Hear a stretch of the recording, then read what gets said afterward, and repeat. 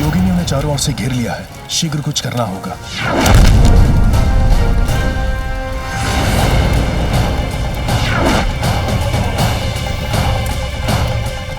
आश्चर्य, मेरे प्रहार का इन पर कोई प्रभाव नहीं हो रहा।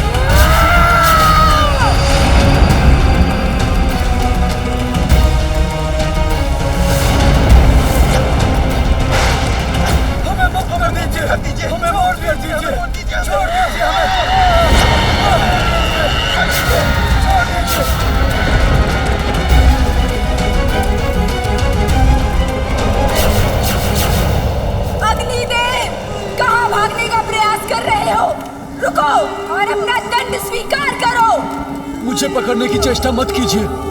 मेरी अग्नि सुरक्षा कवच को भेदने का प्रयास किया तो आप भस्म हो जाएंगी।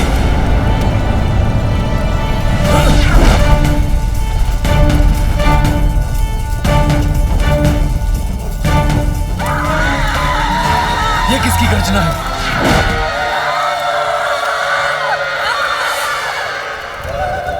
देवी तारा अपने विकराल रूप में। अग्निदेव, उससे अपना बचाव कैसे करेंगे आप?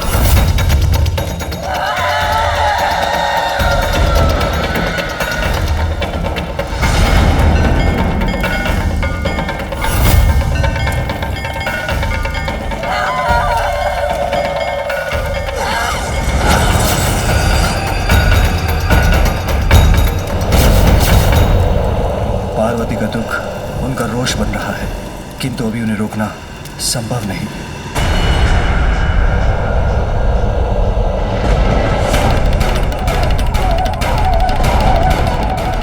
देवी भुवनेश्वरी और देवी कमला अपने हाथों से जिस प्रचंड ऊर्जा को उत्पन्न कर रही है, उससे तो यहाँ उपस्थित कोई देवता नहीं बचेगा।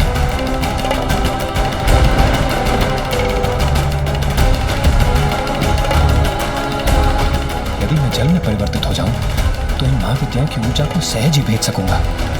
जल रूप में कोई मुझे कैसे भस्म कर सकता है?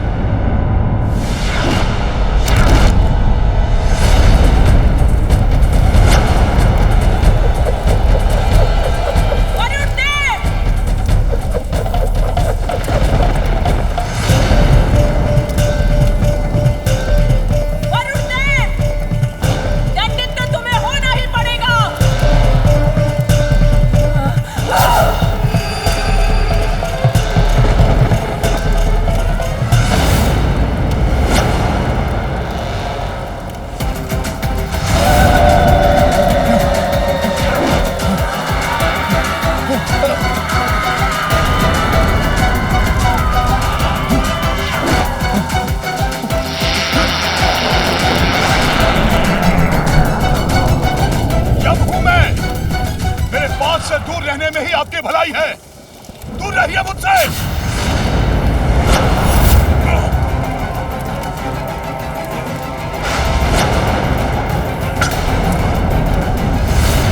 इस प्रकार तो ये योगिनियां मुझे कहीं नहीं जाने देंगी। देवी धूमवती वृद्धा होने के कारण दुर्बल प्रतीत होती है।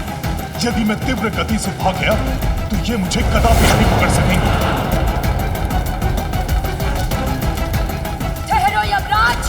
कहाँ जा रहे हो? मुझे शक्तिहीन समझने की भूल मत करो। यमराज, अब जाओ, देवी दुर्गा के उदर में जाके समा जाओ।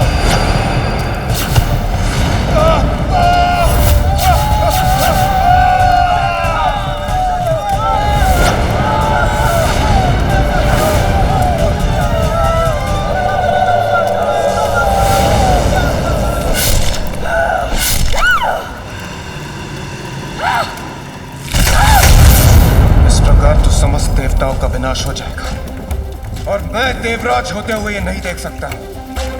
मुझे कुछ करना होगा।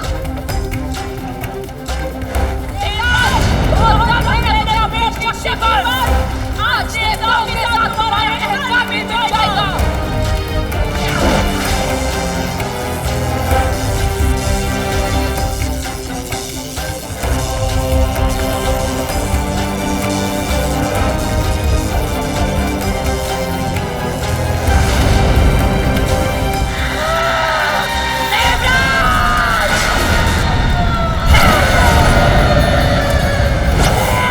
देवी काली,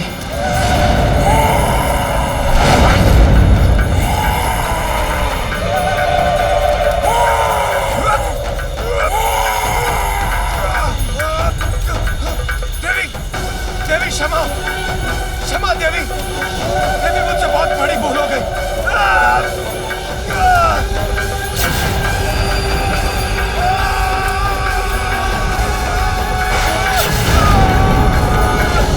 इंद्रदेव, नहीं, ये नहीं हो सकता।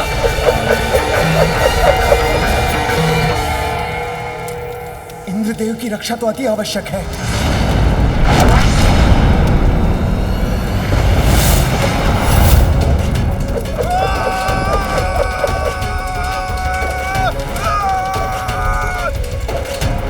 इंद्रदेव की रक्षा से पूर्व तुम अपनी रक्षा का विचार करो सूर्यदेव।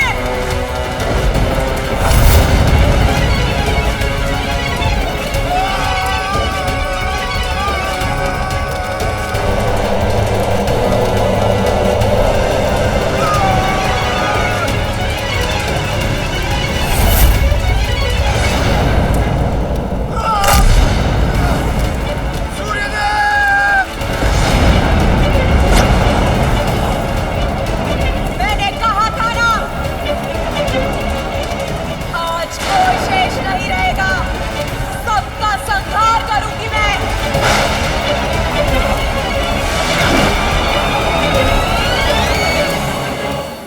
महादेव, अब तो आप ही देवी पार्वती के इस उग्र रूप को शांत कर सृष्टि को संकट से उबारने में समर्थ हैं।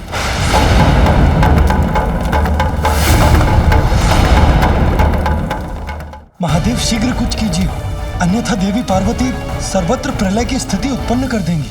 मैं तो प्रतीक्षा ही कर रहा था कि देवी पार्वती के भीतर का रोष बाहर आ जाएगा तो वो स्वतः शांत हो जाएंगी, किंतु उसके विपरीत उनका रोष तो बढ़ता ही जा रहा है। उनकी इस विनाश लीला को शांत कर उन्हें रोकना ही होगा। मेरे पुत्र का वध त्रिशूल से किया था ना आपने?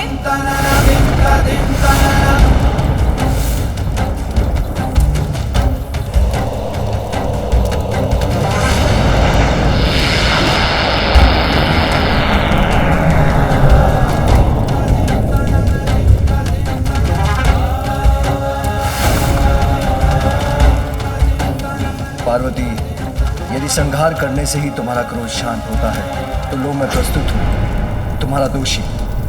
मुझे निगल कर मेरा संहार करो देवी।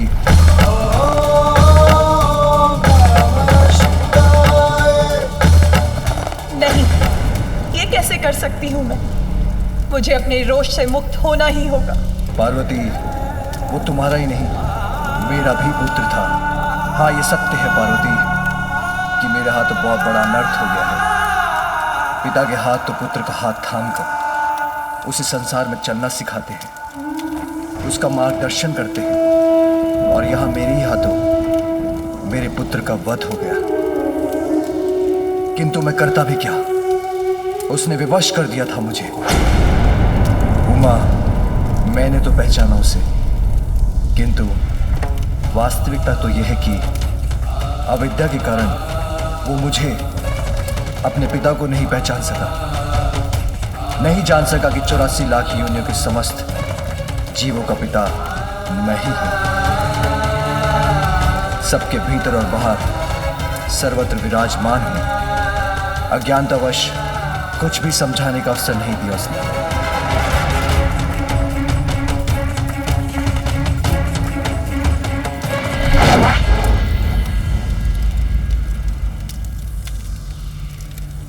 तुमने उसे जन्म तो दिया पार्वती, किंतु उचित संस्कार देने का अवसर नहीं मिला तुम्हें। इसलिए उससे अत्यधिक अहंकार था जिसे मिटाना अनिवार्य था। जैसे ब्रह्मदेव के शीश के साथ उनके अहंकार को भंग करना और प्रजापति दक्ष में समाये अहंकार का नाश आवश्यक था, उसी प्रकार हमारे अहंकारी पुत्र के अहंकार को नष्ट ही किया है मैंने। सत्य है पार्वती, सब जीवन का स्रोत भी मैं हूं, किंतु जीवन प्राप्त करने के बाद सभी अपनी इच्छा अनुसार अपने कर्मों का चुनाव करने के लिए स्वतंत्र हैं। हमारे पुत्र ने जिन कर्मों का चुनाव किया उसका परिणाम यही था, वही भुगतना पड़ा उसे। स्वामी, वो ब्रह्मदेव या प्रजापति दक्ष नहीं था, एक अपरिपक्व बालक मात्र था जिसका जन्म तक कुछ ही समय पूर्व हुआ था। कुछ ज्ञान प्राप्त करने का अवसर ही कहाँ प्राप्त हुआ उसे। अपनी माँ के आदेश का पालन कर रहा था वो, उसके लिए आपने उसका वध कर दिया। ये निर्णय आपका मुझे स्वीकार नहीं है स्वामी, मुझे मेरा पुत्र वापस चाहिए, तभी मैं स्वयं को शांत कर पाऊंगी। यदि आप चाहें तो यह अवश्य संभव होगा, क्योंकि आप ही समस्त जीवन के नियंत्रक हैं। तो हे महादेव, हे देवादिदेव, मुझे मेरा पुत्र लौटा दीजिए, अन्यथा मेरे क्रोध का परिणाम सहने के लिए तैयार हो जाइए।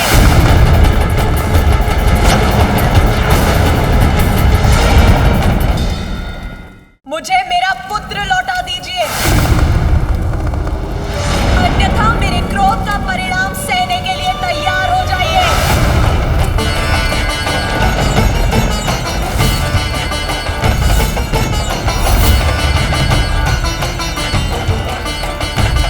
अपने पुत्र से वंचित होकर मैं जीवित नहीं रह सकती, मुझे मेरा पुत्र चाहिए। जीवित करिए मेरे पुत्र को, सर्वत्र व्याप्त है आप जो चाहे कर सकते हैं। आप ही जीवित कीजिए मेरे पुत्र को, क्योंकि जो जीवन नहीं दे सकता उसको जीवन छीनने का अधिकार भी नहीं है। जीवित कीजिए, अन्यथा मेरी क्रोधाग्नि सारे संसार को भस्म कर देगी।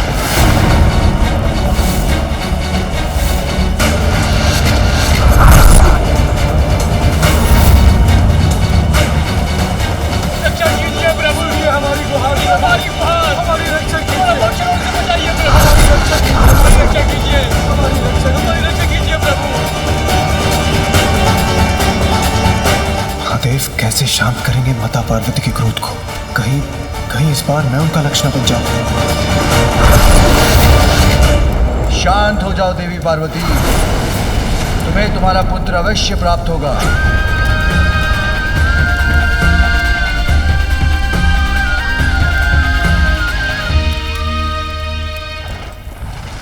शांत हो जाओ देवी पार्वती, तुम्हें तुम्हारा पुत्र अवश्य प्राप्त होगा।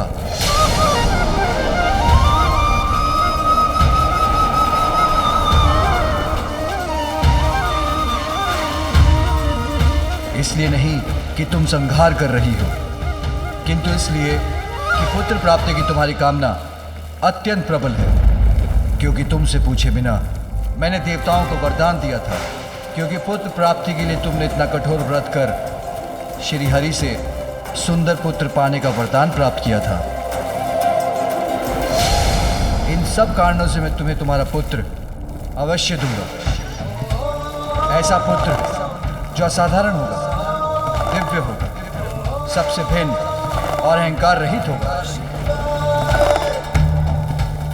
मेरे वचन व्यर्थ नहीं होंगे पार्वती, इसलिए अब शांत हो जाओ महेश्वरी।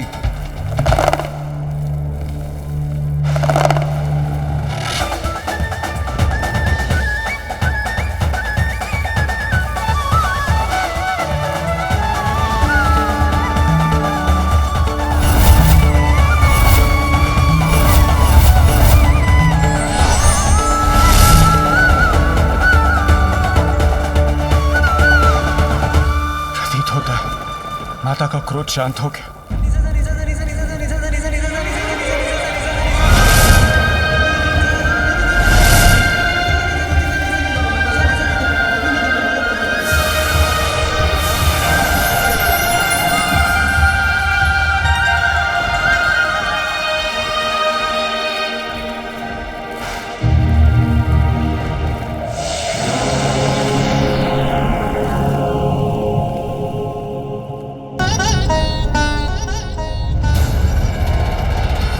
उमा, देवी पार्वती, अपने आप को संभालिए।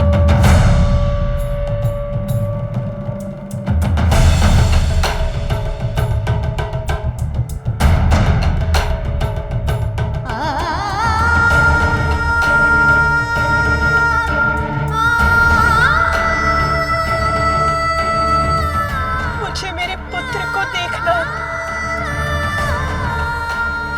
उसे देखे बिना कैसे शांत हो सकती हूँ मैं? स्वामी, इस माँ पर इतनी कृपा कीजिए। अब अविलंब मेरे पुत्र को जीवित कर दीजिए।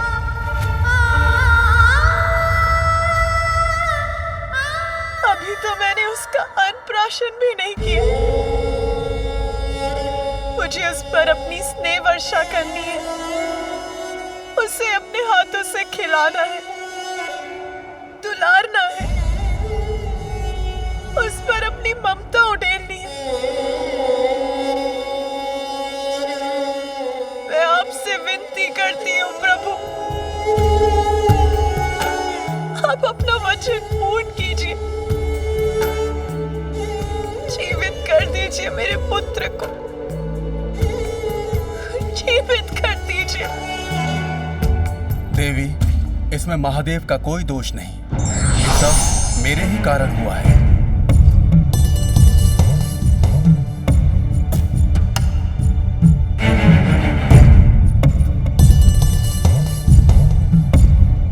आपका दोषी तो मैं हूं। इस घटनाक्रम का संपूर्ण दोष मेरा ही है।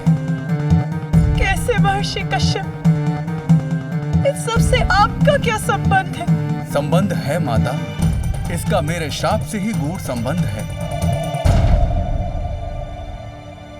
बहुत समय पूर्व महादेव के दो परम भक्त थे, माली और सुमाली, और महादेव ने उन्हें अभयदान दिया था। वत्स, मैं तुम दोनों की भक्ति और तप से अत्यंत प्रसन्न हूँ और तुम्हें अभयदान देता हूँ। दिगंबराय तस्मै नकाराय नमः शिवाय।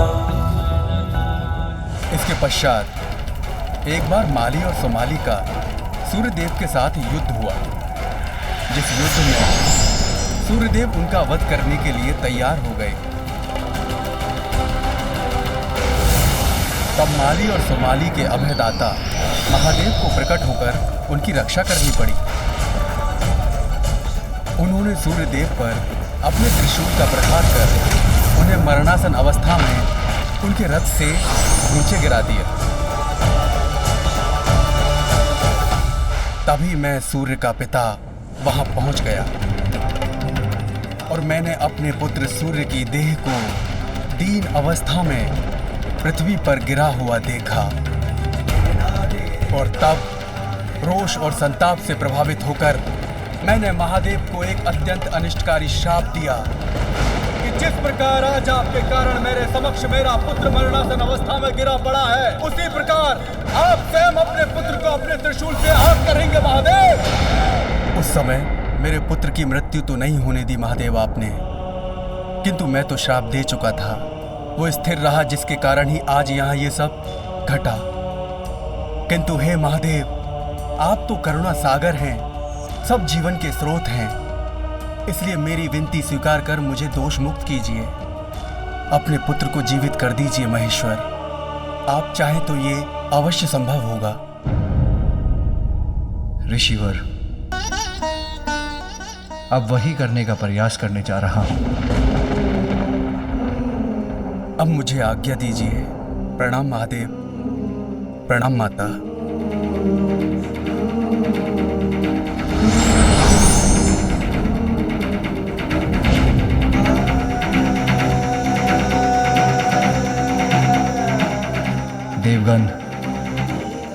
पुत्र इस बालक के पार्थिव शरीर को मानसरोवर के पावन जल से धोकर वहां उस गुफा के भीतर रख दीजिए।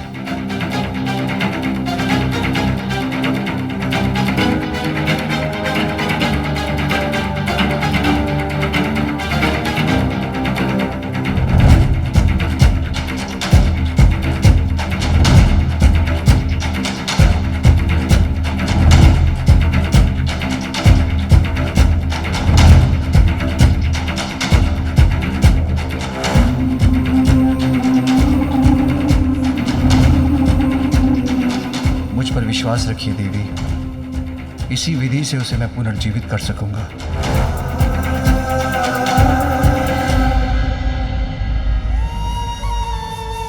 क्या हुआ माँ? आपके मुख पर ये चिंता कैसी? मुझे बताइए माँ, अपनी चिंता का कारण। इस संसार में मैं अपनी सभी चिंताओं को हरने ही तो आया हूँ। माँ का आंचल ही मेरा संपूर्ण संसार है।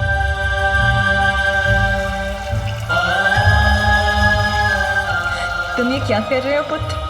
अभी बताता हूँ माँ।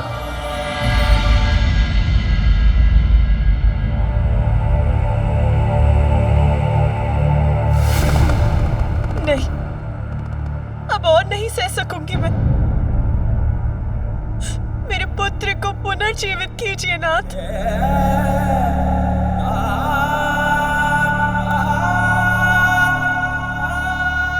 धैर्य रखो उमा। बिना शीश के मैं उसे जीवन नहीं दे सकता। मेरे त्रिशूल के प्रहार से उसका शीश सदा के लिए नष्ट हो चुका है, किंतु उसका भी उपाय है। उसका धड़ किसी और शीश से जोड़ना होगा।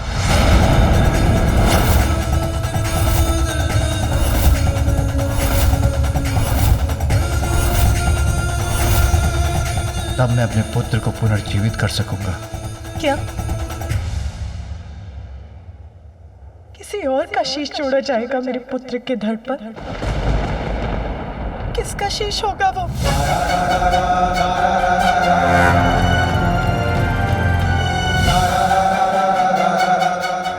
उत्तर दीजिए, किसका शीश दिया जाएगा मेरे पुत्र को?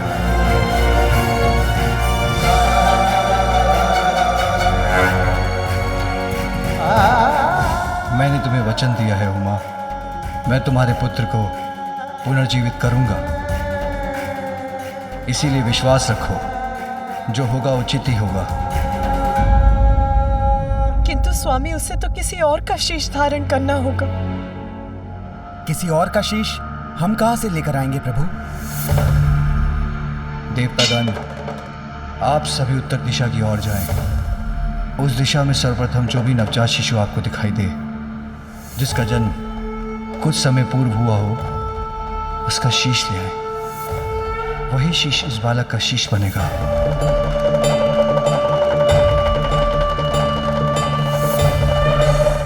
और ये कार्य करते समय दो बातों का अवश्य ध्यान रखिएगा। उसी नवजात शिशु का शीश लेकर आए जो दक्षिण दिशा की ओर मुख कर लेटा हो,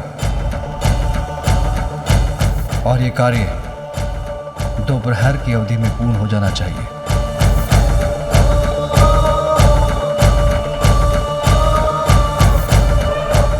अन्यथा मैं अपने पुत्र को पुनर्जीवित करने में अक्षम बचूंगा।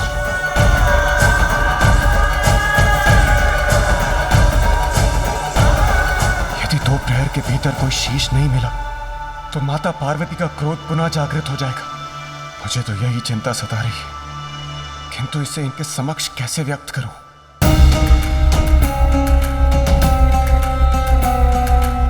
मात्र 2 प्रहर, बस इतना ही अवकाश है मेरे पुत्र के लिए शीश प्राप्त कर उसे पुनर्जीवित करने का। हम प्रयास तो कर सकते हैं इंद्रदेव, पर 2 प्रहर तो बहुत छोटी अवधि है। सूर्यदेव, ये महादेव की आज्ञा है। हमें उन पर विश्वास कर अति शीघ्र अपनी यात्रा प्रारंभ करनी चाहिए और अविलंब उत्तर दिशा की ओर प्रस्थान करना चाहिए। रुकिए इंद्रदेव, मैं भी आप लोगों की सहायता के लिए आप सबके साथ चलता हूं।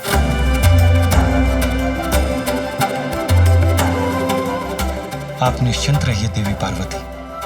जिस प्रकार मैंने महादेव को गजासुर के उदर से मुक्त कराने का वचन निभाया था, उसी प्रकार मैं और समस्त देवगण अपने प्रयास से आपको निराश नहीं करेंगे।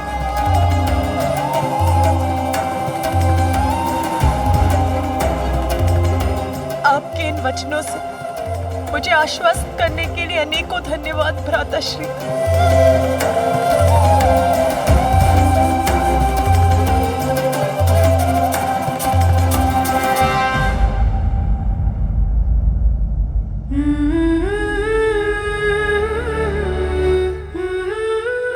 मेरा पुत्र पुनर्जीवित हो जाए, इतनी ही इच्छा है मेरी। मुझ पर विश्वास रखो उमा।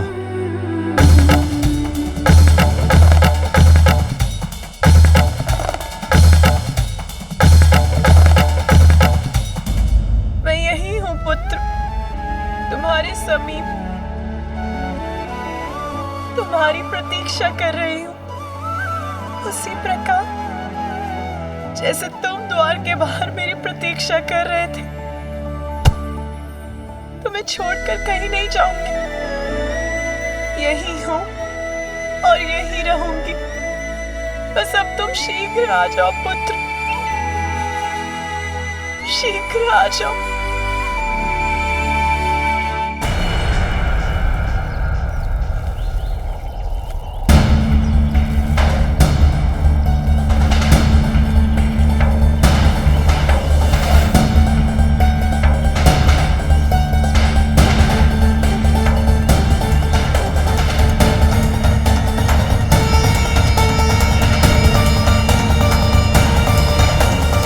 समय अत्यंत तीव्र गति से बीता जा रहा है और हमें अभी तक कोई नवजात शिशु नहीं दिखा।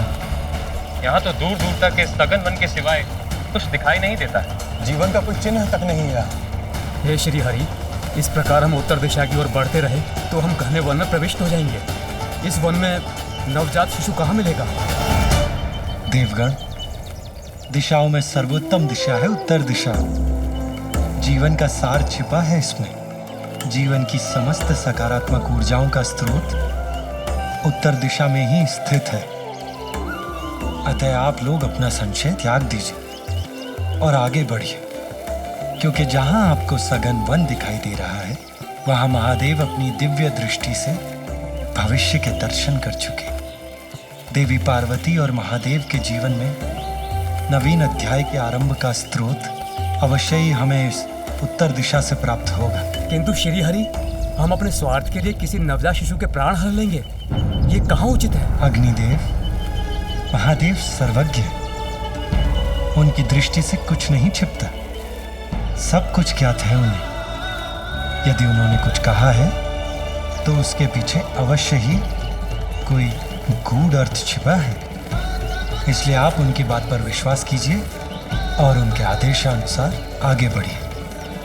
और वैसे भी जब मैं आपकी सहायता के लिए आपके साथ हूं, तो आपको किस बात की चिंता?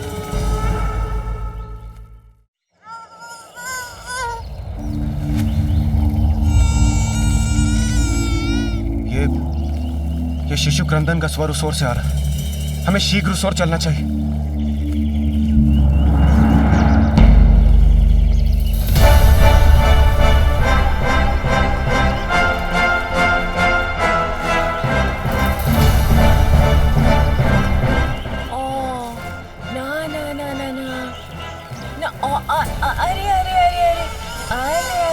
बच्चा, आले आले आले आले आले आले आले, शांत हो जा मेरा लाल, रोते नहीं। तुम्हारी माँ है ना तुम्हारे पास, फिर क्यों रोते हो भला?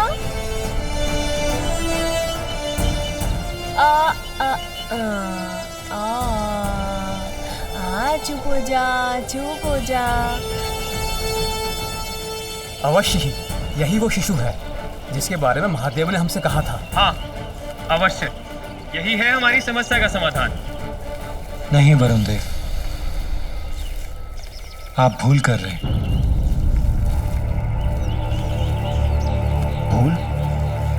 कैसी भूल विष्णुदेव?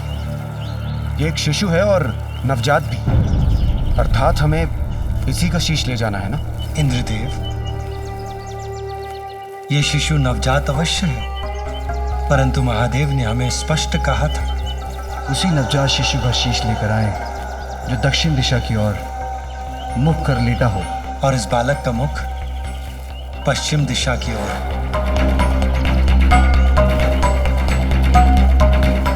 अतः इसका शीश देवी पार्वती के पुत्र के लिए उपयुक्त नहीं है। महादेव ने हमें अवश्य भेजा है, किंतु अपने हृदय में उत्पन्न संशय को मिटा नहीं पा रहा हूं मैं।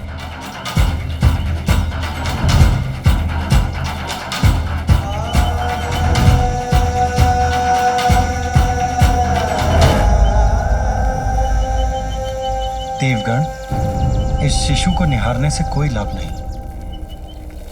एक प्रहर बीत चुका है, हमें शीघ्रता कर दूसरा शिशु ढूंढना होगा।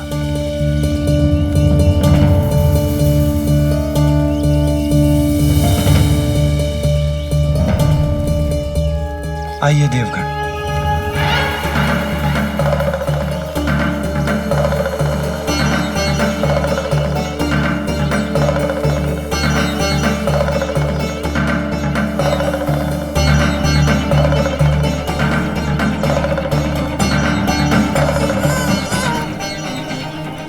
यहाँ कोई है, अवश्य है। संभव है यही वो शिशु है जिसका शीश हम ढूंढ रहे हैं।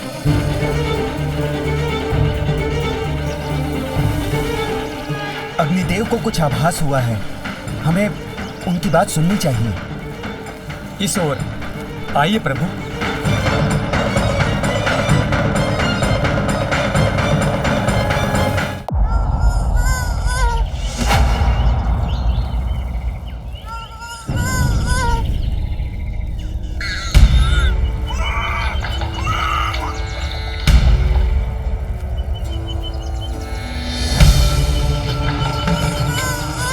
विष्णुदेव, देखिए ये यक्षिणी और उसका शिशु। और कितना सुंदर है। माता पार्वती भी इसे देखकर अत्यंत प्रसन्न होंगी। आप सभी उत्तर दिशा की ओर जाएं। उस दिशा में सर्वप्रथम जो भी नवजात शिशु आपको दिखाई दे, जिसका जन्म कुछ समय पूर्व हुआ हो, उसका शीश ले आए।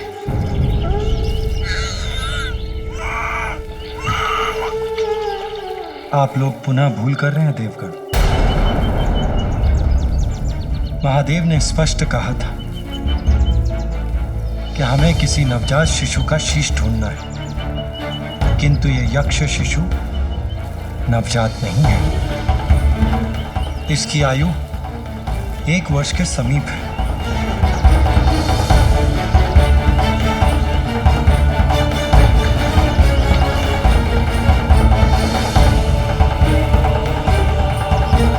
धीरज रखिए देवगण, हमारे पास अभी भी कुछ समय शेष है। हमें रुकना नहीं चाहिए।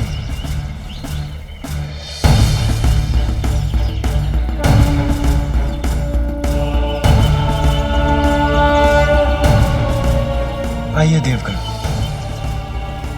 आगे बढ़ते हैं।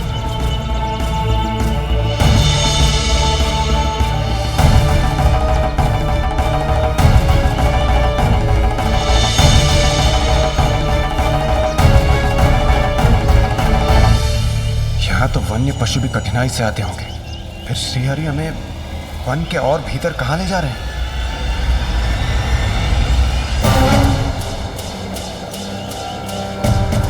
प्रभु श्रीहरि के साथ होते हुए भी मन में शंका उत्पन्न हो रही है। क्या हम किसी शिशु का शीश ढूंढ भी सकेंगे? यहाँ कहाँ मिलेगा कोई शिशु हमें?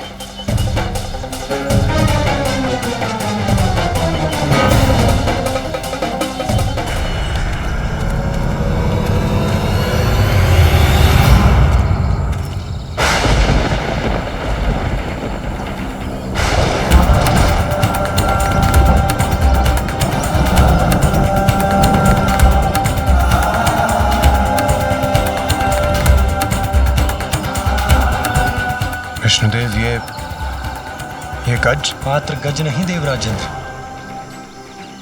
एक नवजात गज। प्रभु, ये क्या कह रहे हैं आप? इस गज शिशु का शीश ही माता पार्वती के पुत्र का शीश होगा? ये कैसे संभव है प्रभु? स्मरण कीजिए देवगण, महादेव ने ये तो नहीं कहा था कि हमें मानव शिशु का शीश ले जाना ही अनिवार्य है। महादेव के कथन के अनुसार सर्वप्रथम जो भी नवजात शिशु दक्षिण दिशा की ओर मुख करके लेटा अथवा बैठा हो, उस शिशु का शीश लेकर जाना है हमें। और ये गज शिशु नवजात भी है और इसका मुख दक्षिण दिशा की ओर भी।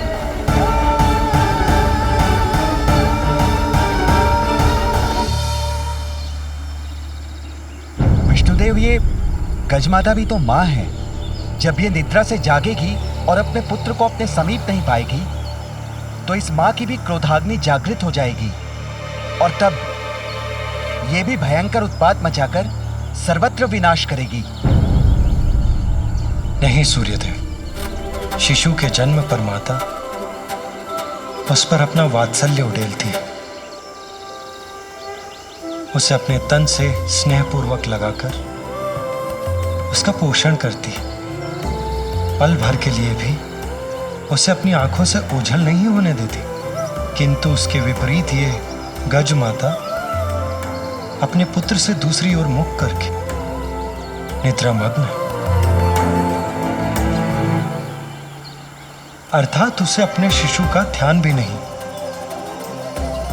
उसने तन और मन दोनों से शिशु का त्याग कर दिया और ये नवजात शिशु अपनी माता के समीप होकर भी इस संसार में सर्वथा एकाकी है। इसे एक मां की आवश्यकता है।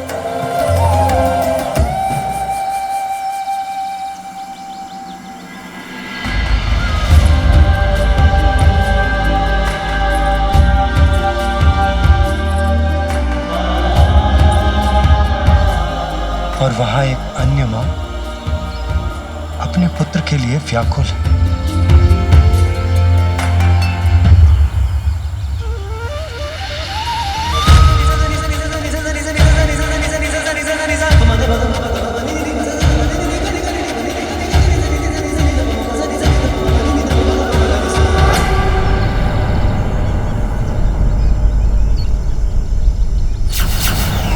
इसके प्राणांत के बाद ये गज शावक मेरे धाम में स्थान पाएगा।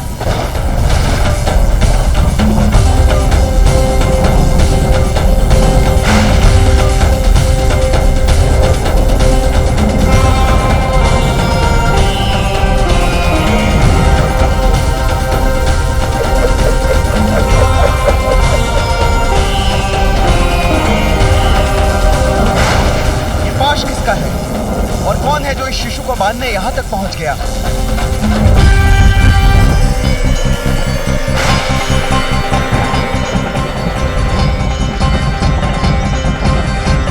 विष्णुदेव, देवराज और सभी देवगणों को मेरा प्रणाम।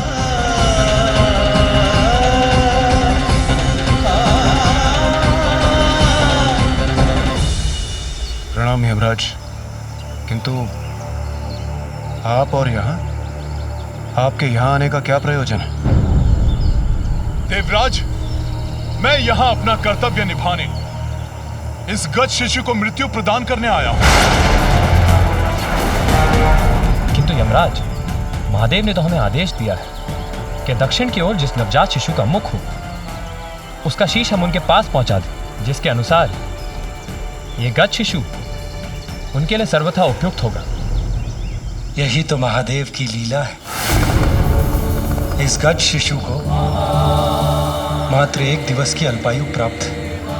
यमराज इसे मृत्यु देकर और हम इसका शीश लेने एक साथ यहाँ पहुंचे। अर्थात महादेव की ये इच्छा नहीं है कि हम किसी शिशु की आयु छीनकर उनके पुत्र को शीश प्रदान करें।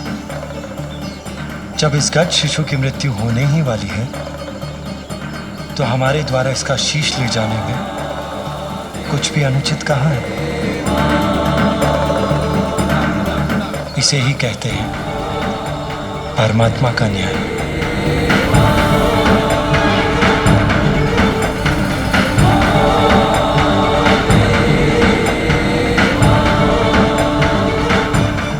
हे श्री हरि, आपके द्वारा इस गज शिशु के शीश को ले जाने के पूर्व मुझे इसके प्राण ले जाने की अनुमति प्रदान करें।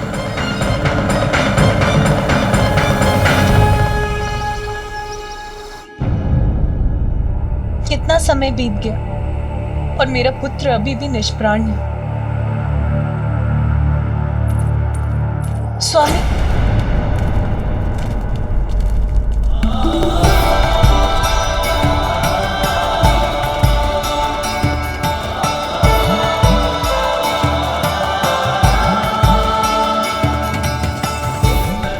श्री हरि और देवगण लौट रहे हैं, अर्थात उनकी यात्रा सफल हुई। अब पुनः पा सकूंगी मैं अपने पुत्र को।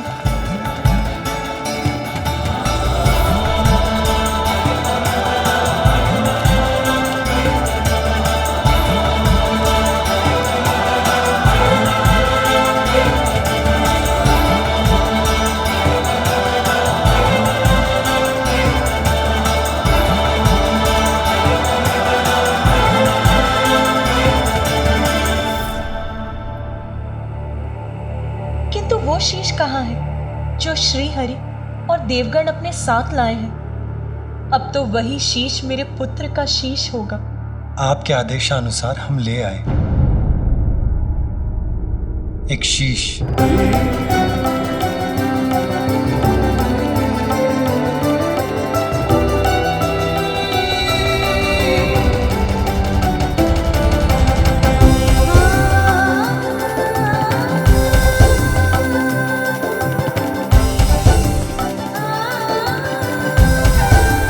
सूर्यदेव इस शीश को लेकर उस गुफा के भीतर जाएं, जहां हमारे पुत्र का पार्थिव शरीर स्थित है।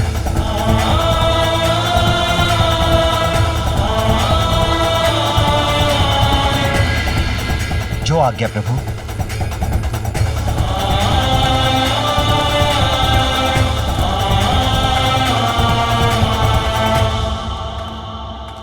प्रभु, मुझे अभी भी एक शंका है। हम नवजात शिशु का शीश तो ले ही आए, किंतु उसे आपके और माता पार्वती के पुत्र के धड़ से कौन जोड़ेगा प्रभु? इंद्रदेव, देवराज होने के नाते इस प्रश्न का उत्तर तो आपको भी ज्ञात होना चाहिए। ये कार्य अश्विनी कुमार करेंगे देवराज। आपको तो ज्ञात ही है, वो अत्यंत निपुण शल्य चिकित्सक हैं। क्यों, उचित कह रहा हूं ना मैं? जी प्रभु। देवराज इंद्र को तो अवश्य ज्ञात होगा जब अश्विनी कुमारों ने ऋषि दधंग का शीश उनके धड़ से विलग करके उसे पुनः उनकी देह से जोड़ दिया था। ऋषि दधंग को ब्रह्म विद्या का गूढ़ ज्ञान प्राप्त था।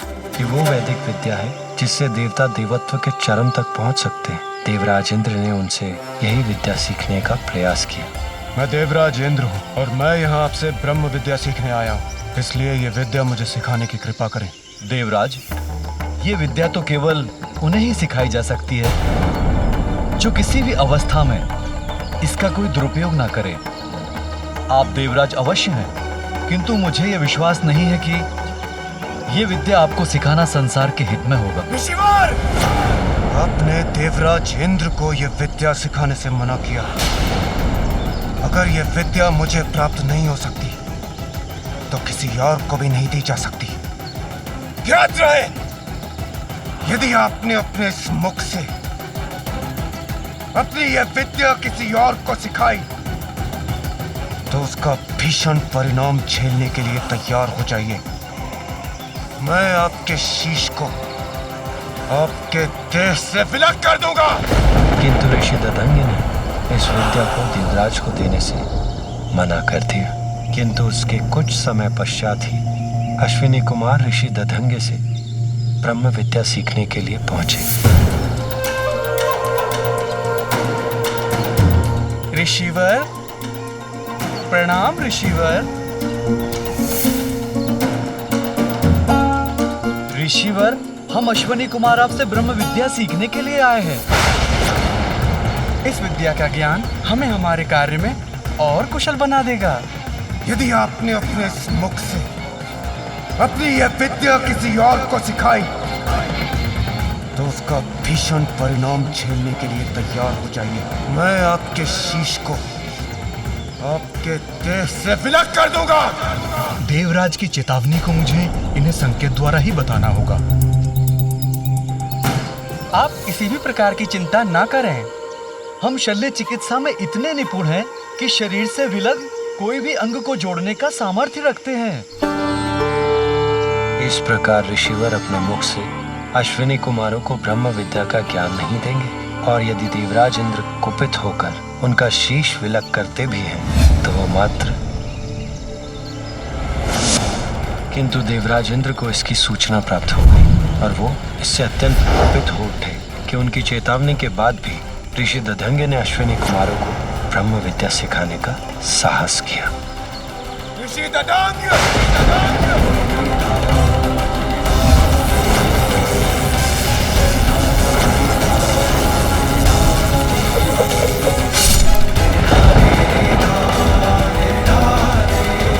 इसके उपरांत दोनों अश्विनी कुमारों ने ऋषि दधंगे के शीश को उनके शरीर पर पुनः स्थापित कर संजीवनी विद्या से उन्हें पुनर्जीवित कर दिया।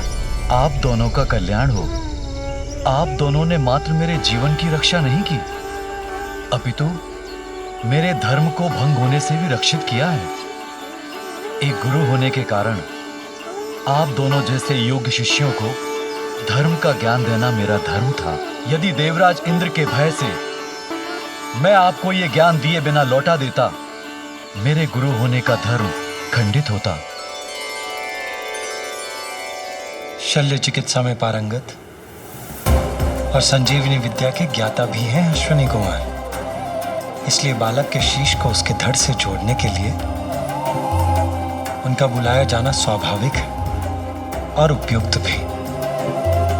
बालक के शीश को उसके धड़ से जोड़कर वो उसे प्राण दान देने में समर्थ है।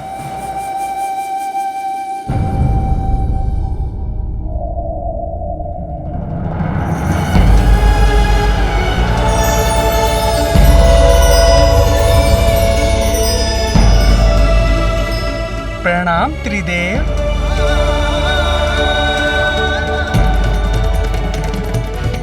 प्रणाम देवतागण।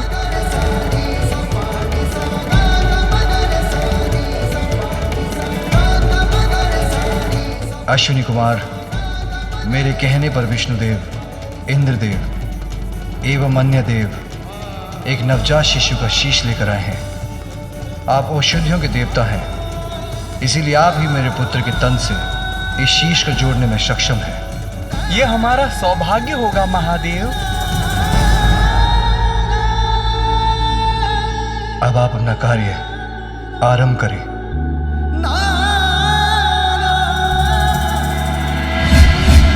देवगण,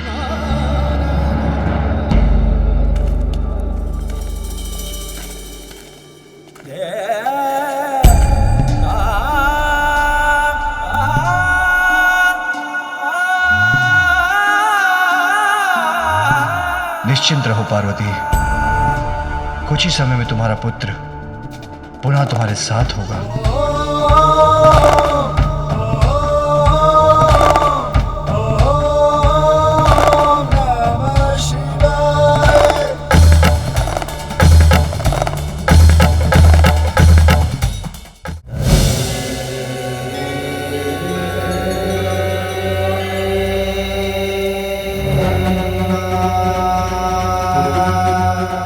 महादेव, हम शीश को तो बालक के शरीर से जोड़ देंगे, किंतु इनकी मृत्यु आपके त्रिशूल के प्रहार से हुई थी, इसलिए हम इन्हें जीवन प्रदान नहीं कर सकेंगे। इन्हें प्राण देकर पुनर्जीवित तो आप ही कर सकते हैं प्रभु।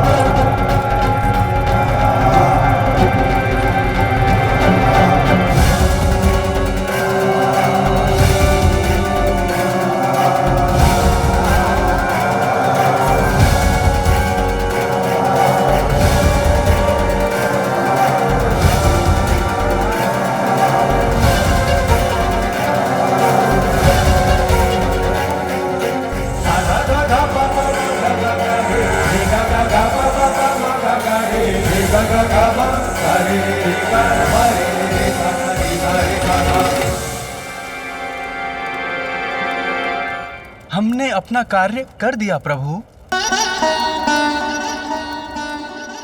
अब मैं बहुत विचलित हो रही हूं।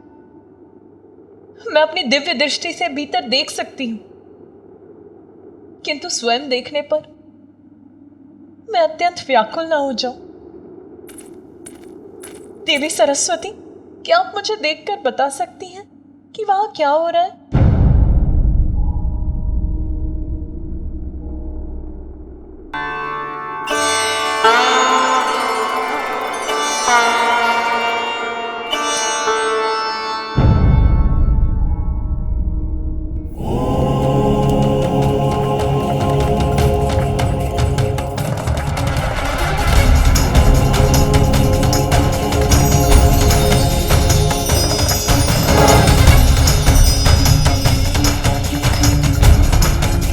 देवी पार्वती, महादेव आपके पुत्र को प्राण दे रहे हैं। उनके पांव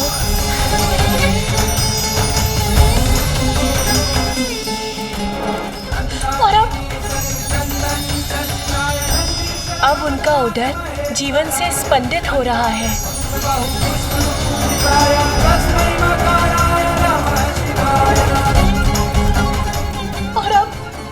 क्या हो रहा है वहाँ?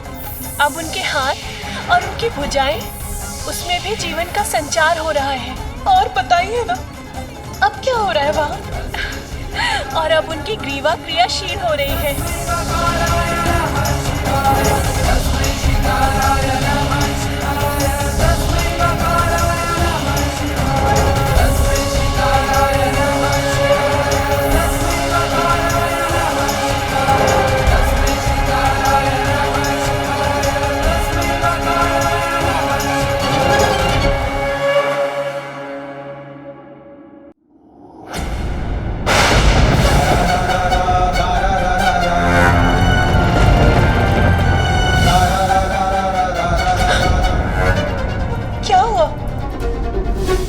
आपने अपनी दिव्य दृष्टि क्यों हटा ली? आप मुझे कुछ बता क्यों नहीं रही? वो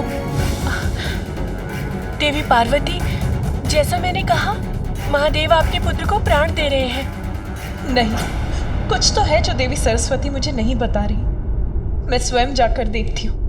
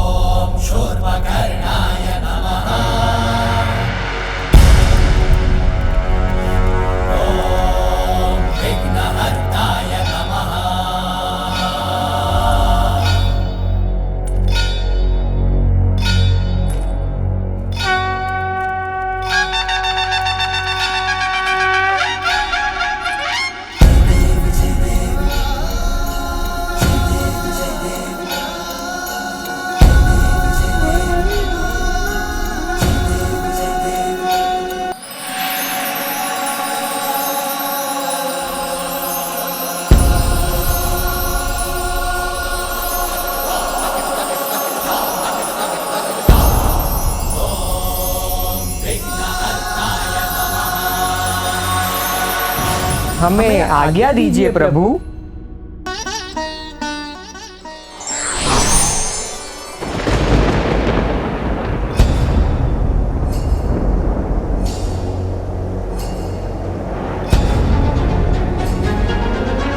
ज्ञात नहीं पार्वती की क्या प्रतिक्रिया होगी जब वो अपने पुत्र को इस नवीन शीश के साथ देखेगी।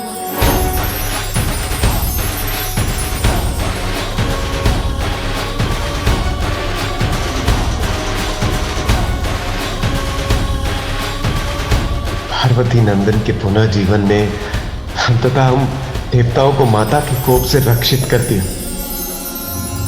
मेरे पुत्र को इस बार मैं स्वयं से दूर नहीं जाने दूंगी। स्वामी, स्वामी,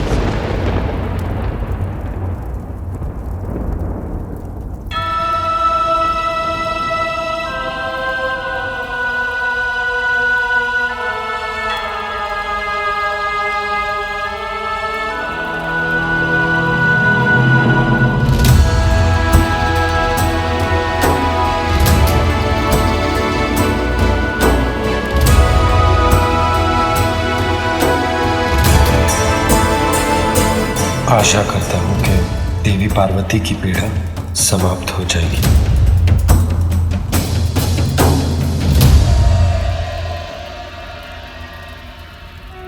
माँ ओम नमस्ते गणपते त्वमेव प्रत्यक्षं तत्त्वमसि त्वमेव केवलं कर्तासि त्वमेव केवलं धर्तासि त्वमेव केवलं हर्तासि त्वमेव सर्वं खल्विन्दं ब्रह्मासि।